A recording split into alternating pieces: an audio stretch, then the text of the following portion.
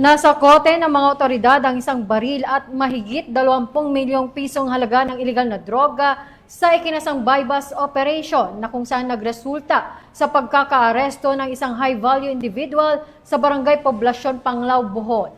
Ang ating pamahalaan kasama ang ating kapulisan ay mas pinaigting ang kampanya kontra ilegal na droga upang mahuli ang mga taong nagpapalaganap ng mga ganitong uri ng gawain at upang mapanatili ang kaayusan at kapayapaan sa ating komunidad.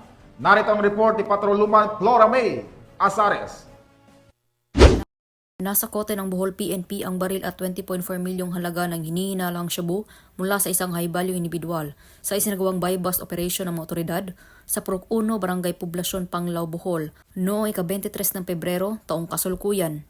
Ayon kay Police Lieutenant Colonel Jomar S. Pumarejos, Chief ng Provincial Intelligence Unit at Provincial Drug Enforcement Unit, Bohol Police Provincial Office, bandang alas 5:28 ng umaga nang ikinasa ng mga operatiba ang buy-bust operation na nagresulta sa pagkaaresto ng high-value individual na suspect na si Clifford, 34 anyos, na residente ng Purok 2 sa Barangay Dampas, Tagbilaran City, Bohol.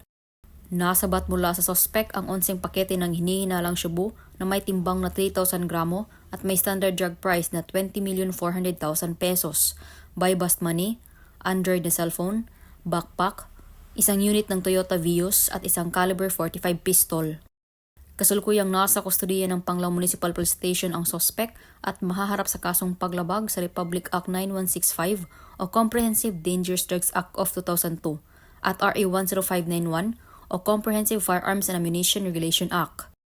Ang matagumpay na operasyon ay bunga ng pinagsanib-puwersa ng Bohol PIO, PDEO, Panglao MPS at PIDEA Bohol.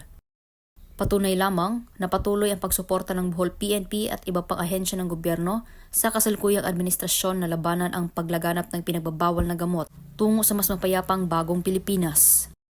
Mula dito sa Central Visayas, ako ang inyong PNN correspondent, Patroluman Flora May Azares, alagad ng batas, tagataguyod ng Balitang Pulis.